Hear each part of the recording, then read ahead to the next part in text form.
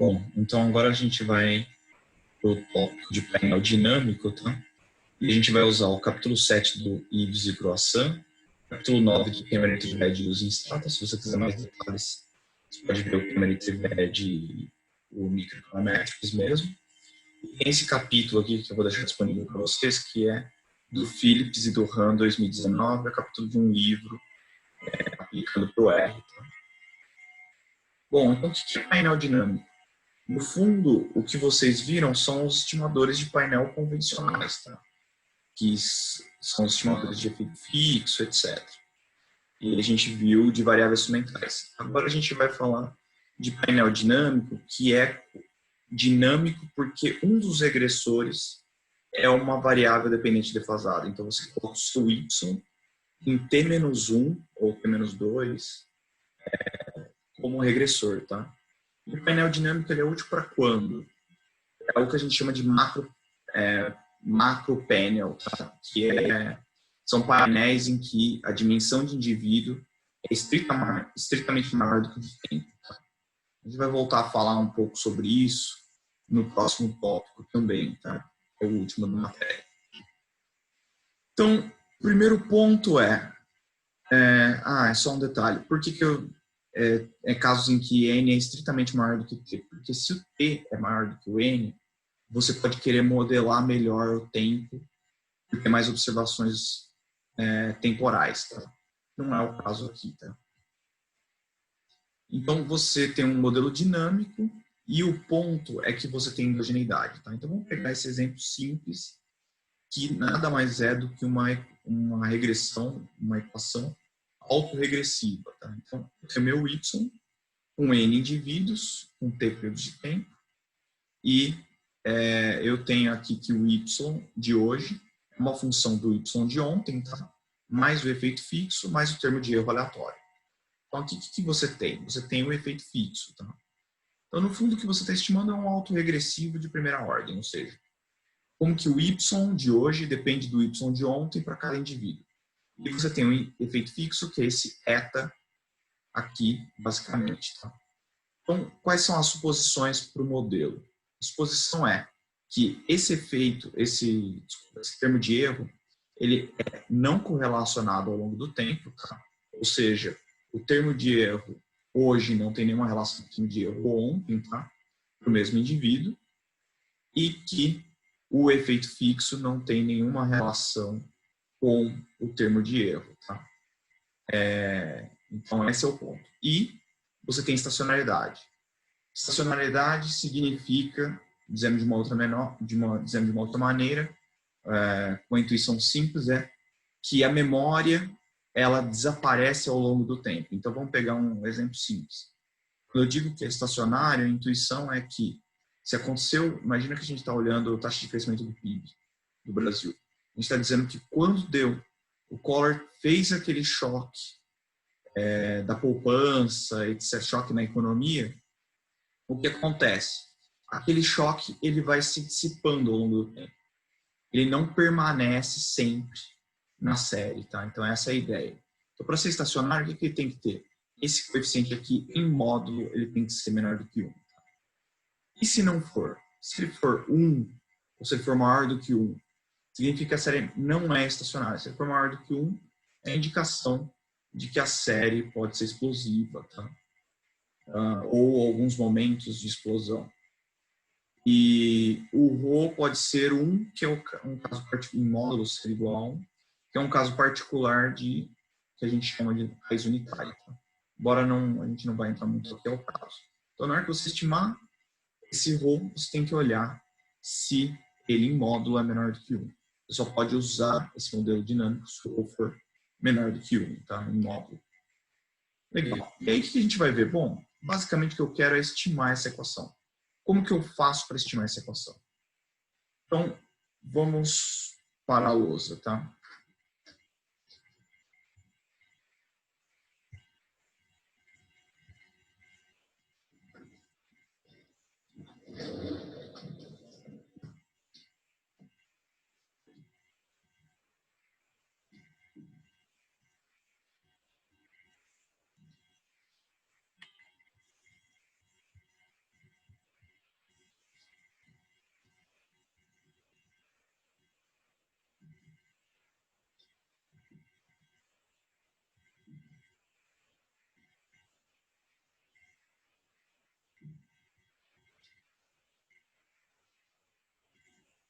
Tá, então o grande ponto aqui é que eu quero estimar essa equação, mas eu tenho um problema aqui.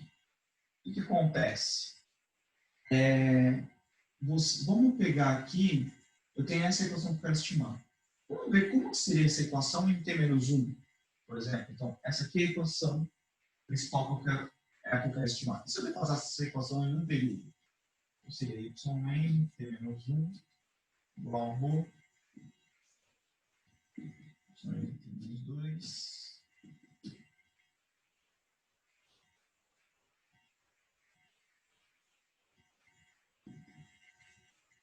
Olha só, o que tem no ynt menos 1 também tem no ynt, o efeito fixo. Ou seja, o que acontece? Se a gente estimar do jeito tradicional, que seria, por exemplo,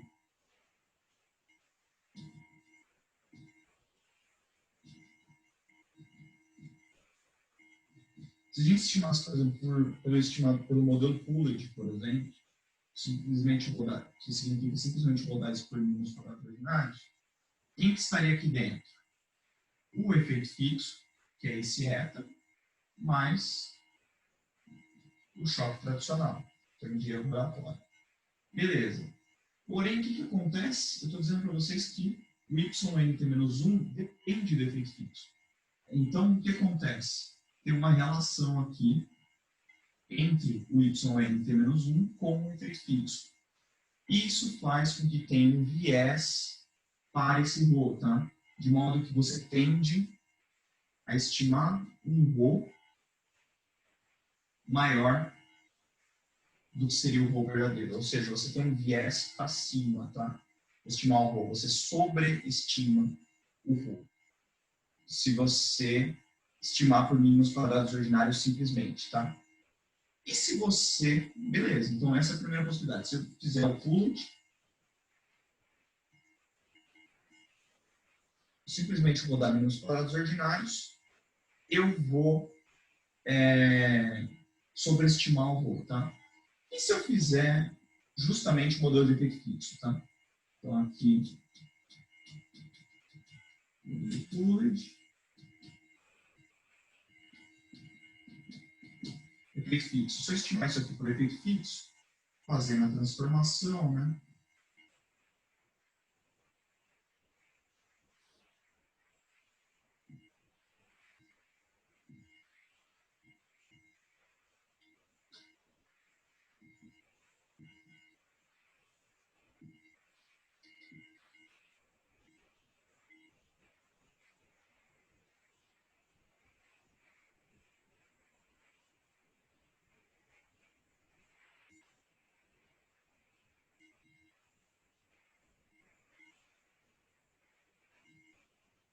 Eu estou aqui fazendo a transformação, tá? Que vai jogar fora o efeito fixo, tá bom? Legal, então se eu faço isso, o que vai acontecer? Vai acontecer que esse rho aqui, que é o rho de efeito fixo,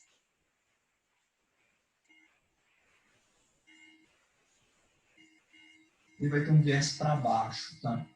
Ou seja, eu tendo a subestimar o verdadeiro coeficiente autoregressivo, tá? Então, no fundo, o que eu tenho aqui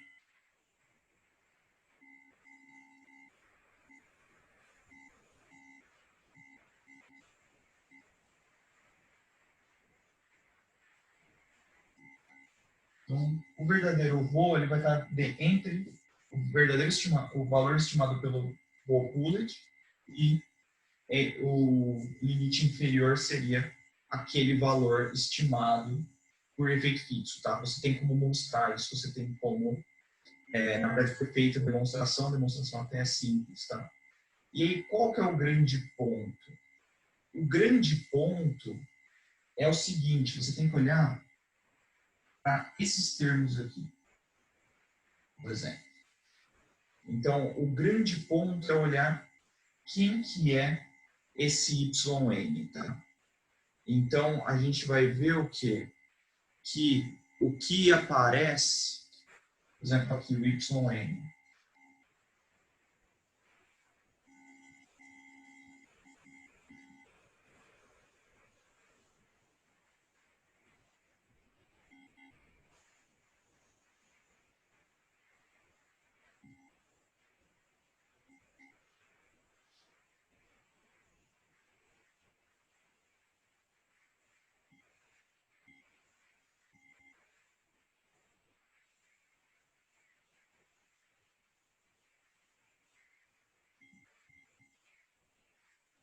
o YN nada mais é do que a média do Y ao longo do tempo. Beleza. E quem que é o VN? VN barra aqui.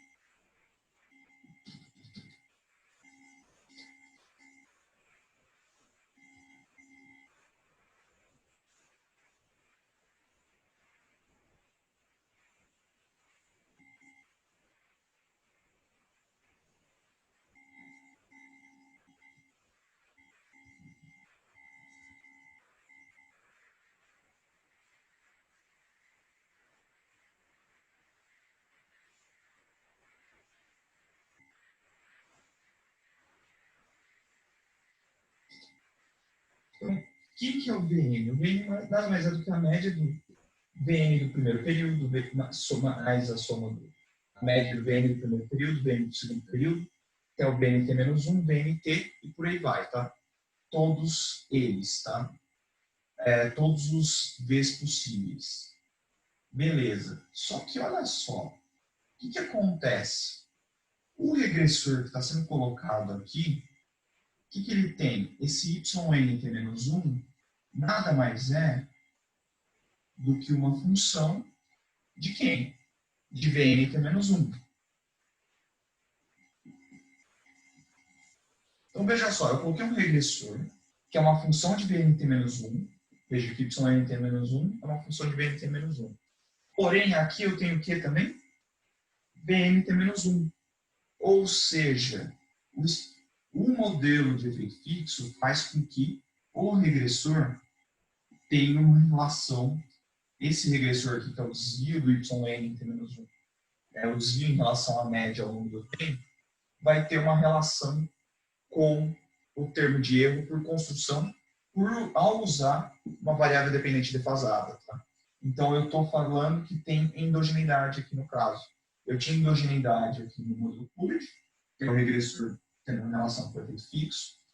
Já aqui, eu tenho, embora eu elimine o efeito fixo, eu tenho endogeneidade, porque por construção, meu regressor, que é isso aqui, tem relação com o meu termo de erro, que é o desvio do termo de erro em relação à média do indivíduo ao longo do tempo, porque aqui na média eu tenho justamente o choque que compõe aqui, que na verdade YNT-1 é uma função de VNT-1 e como VNT-1 está aqui, significa que esse termo de erro tem relação com o regressor, então tem endogeneidade também. Tá?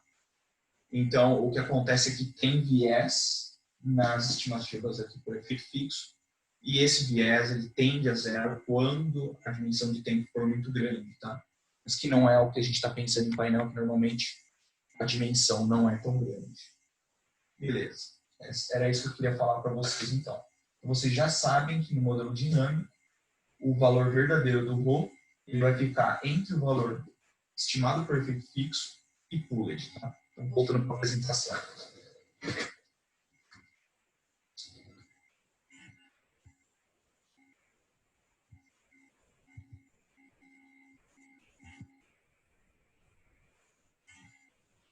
Beleza, então.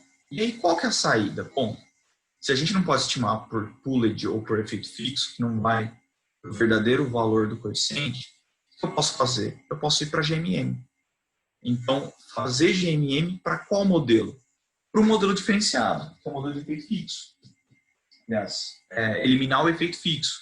O que a gente vai fazer no fundo? Vai usar o modelo em primeira diferença, que seria a primeira diferença que a gente viu, tá? Ele é mais fácil de trabalhar no caso do painel dinâmico. Então, porque a gente viu que tem problema aqui nessa média aqui do termo de erro. Tá? A gente já viu isso. Beleza. Então, ok. Aí o que acontece? Uma saída GMM. Poderia fazer variáveis instrumentais, tá? Para o modelo diferenciado. Mas a variável instrumental para o modelo diferenciado é ineficiente por duas razões. Primeiro, você não está usando todos os instrumentos válidos disponíveis. Então, tem mais instrumentos válidos do que aqueles que você está usando em variáveis instrumentais. Ou seja, variáveis instrumentais vai acabar sendo um caso particular desse que a gente vai falar. E outra que a gente pode usar informação que está sendo descartada ao usar variáveis experimentais. Então, qual é o ponto aqui? O grande ponto é que você tem um número de instrumentos que cresce ao longo do tempo.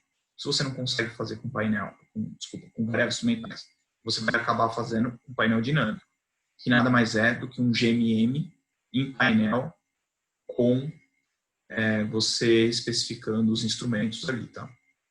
Então, vamos pegar aqui. O que a gente vai fazer? Então, a gente vai pegar a equação em primeira diferença. Então, eu vou pegar o YN do indivíduo N no terceiro período, menos o YN no segundo período. Esse aqui é meu Y. Tá? Esse aqui é a minha variável dependente. Vai ser uma função da variação do Y do segundo período para o primeiro, tá? E uma variação aqui do termo de erro do terceiro período, menos do segundo período para o indivíduo N, tá? Então, o ponto é o seguinte: quem que eu posso usar de instrumento para esta equação? Bom, eu quero instrumentalizar o quê? Esse regressor aqui, que é a variação de y.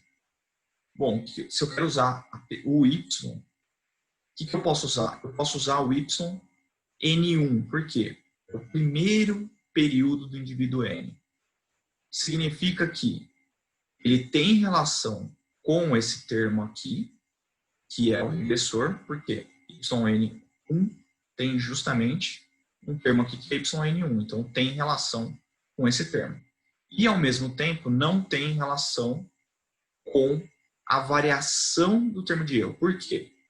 Porque não tem VN1 aqui.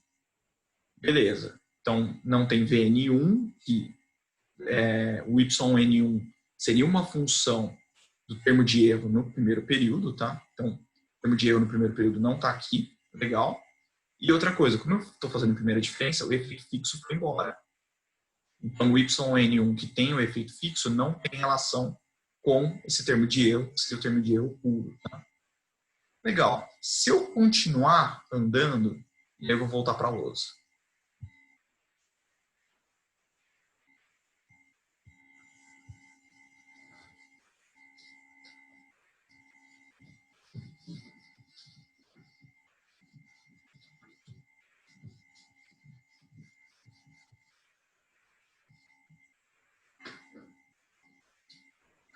Então, eu fiz para esse primeiro caso. E se eu andar ao longo do tempo e for, por exemplo,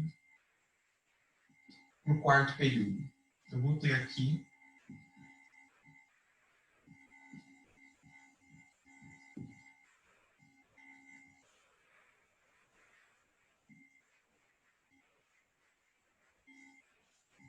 o que eu vou ter de instrumento? Eu quero instrumentalizar esse regressor aqui, que é a variação de y do enésimo indivíduo do terceiro período em relação ao segundo. Tá? Eu posso usar de instrumento a primeira observação no tempo do indivíduo n, que eu já estava usando antes, quando era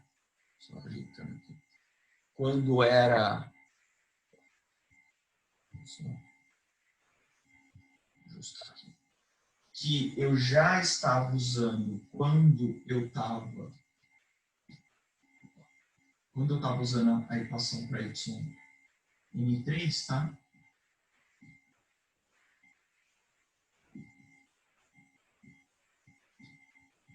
Então, eu já estava usando para essa equação, tá? Então, o grande ponto é, posso usar o YN1, mas posso usar também quem? O YN2. Por quê? Ele tem relação com a regressão aqui, com o regressor, desculpa, e não tem relação aqui com o termo de erro, que é a variação aqui do termo de erro puro, tá?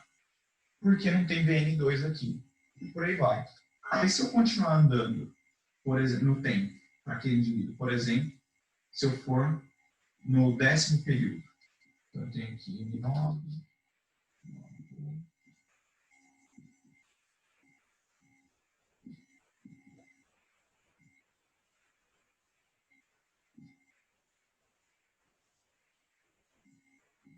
o que eu vou ter de instrumento? No fundo, eu vou ter todos os Ys até qual? Até YN8. Então, eu tenho que na primeira observação de y para o indivíduo n até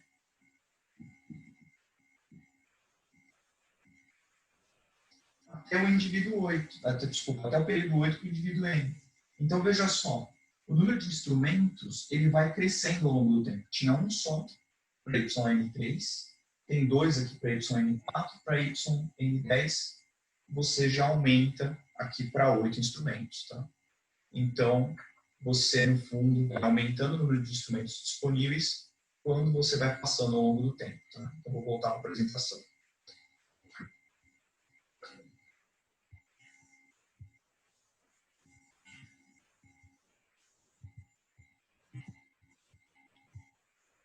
Ou seja, se a gente fizesse uma matriz de instrumentos, significaria que para a primeira regressão eu tenho apenas um instrumento.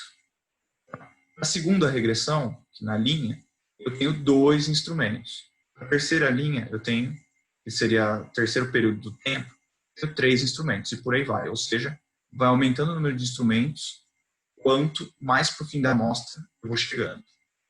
Beleza. Então, o que a gente vai fazer? No fundo, a gente vai usar condições de momento. E vão ser o quê? Vão ser aqui as condições de momento, só.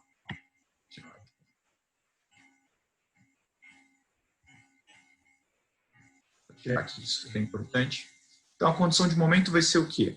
A variável que eu estipular vezes a variação do termo de erro. Afinal, é isso que é meu termo de erro da regressão em primeira diferença. Legal. E aí vou fazer o quê? Na esperança de que isso seja igual a zero. Então, essa é a minha condição de momento. A condição de momento é que a variável multiplicado pelo termo de erro seja igual a zero. Tá? Então, essa é a ideia. Legal. Então, o GMM com as condições amostrais vai ficar como? Vai ficar a condição de momento nada mais é do que a média, tá, da condição de momento para a amostra. E vai ser o quê? O que é a condição de momento aqui, o MN? Vai ser a variável, o vetor de variáveis, na verdade, ou seja, o conjunto de variáveis que eu considerar para os indivíduos, tá? A média para todos os indivíduos, multiplicado pelo termo de erro. Mas o termo de erro nada mais é do que o delta y menos beta delta x, aqui fazendo de maneira geral, tá? Esse aqui é o caso mais simples. Mas aqui a gente tem um delta x, que é uma variável endógena, e é uma variável defasada em um período, tá? Então esse é o ponto. Então, lembrando aqui de GMM, para a gente aplicar para painel que tem uma adaptaçãozinha. Então, o que é GMM? No fundo, o GMM, em 2 passos, é o que nada mais é, ou mesmo em um passo, tá? Uma adaptação é a condição de momento ao quadrado vezes uma matriz W. Lembra que a condição de momento aqui, a ideia é chegar próximo de zero. Então, você estipula que seja zero. Mas na hora que você vai calcular, você vai tentar fazer com que seja proxime de zero. Tanto faz se ela é negativa ou positiva. A questão é que aquilo vale, realmente acaba valendo, ou seja, vai para zero. Tanto faz se é um número muito pequeno negativo ou um número muito pequeno positivo, mas a ideia é que vá para zero. Então você faz ao quadrado, porque você não quer saber se é negativo ou positivo, condição de momento, e você pondera por uma matriz W, que é para diminuir a variância. Justamente você vai dar maior. A ideia é você usar uma matriz W para que você dê maior peso, ou seja, aquelas condições de momento que tem maior variância vão ter menor peso. Tá? Então, justamente aquela que tem maior variabilidade significa que nem sempre você está ali acertando zero, vamos dizer assim. Você precisa de uma matriz W que seja positiva, definida, ou seja estritamente maior do que zero se fosse simplesmente um número e não uma matriz. Tá? Bom, no nosso caso aqui, o que a gente viu? No caso do estimador one-step de GMM, a matriz W é nada mais do que a identidade. Tá? Então, no fundo, o que você vai usar? O GMM 2 passos, que é vai usar uma matriz de ponderação, que nada mais é do que o inverso da variância do estimador de um passo. Tá?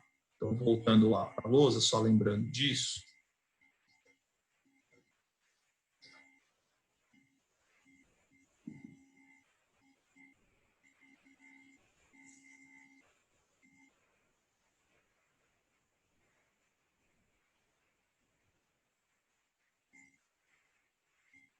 Estou só lembrando que a matriz W nada mais é do que a variância raiz n condição de momento. Ou seja, aqui, aquelas funções que tiverem maior variância vão ter menor peso. Tá? Então, só chamando a atenção para isso, para vocês lembrando lá de GMM. Tá bom? Vamos para a apresentação aqui.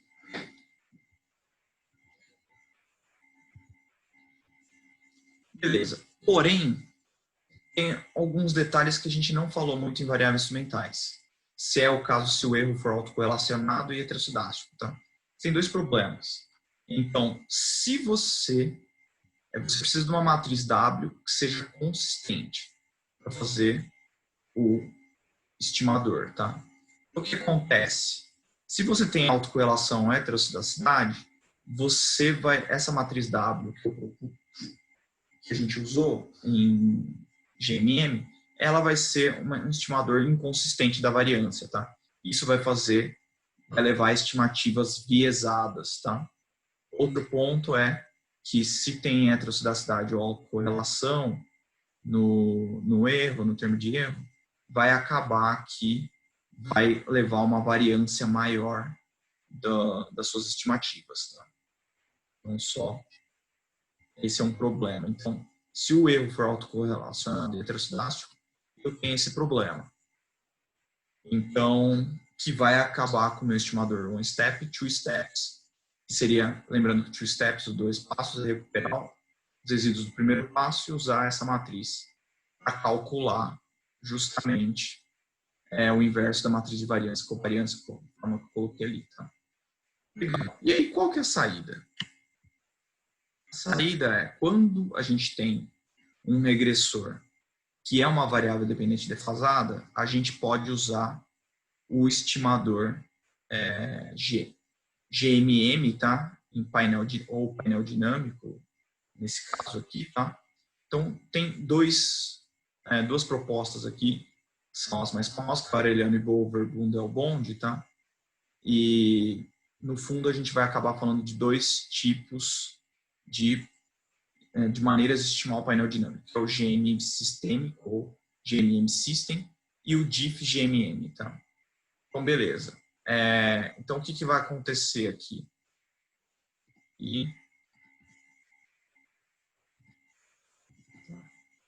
Só uma coisa aqui que eu achei. Então, o que acontece, no fundo? Você vai estimar as condições de momento, tá? Então, o grande ponto do GMM sistêmico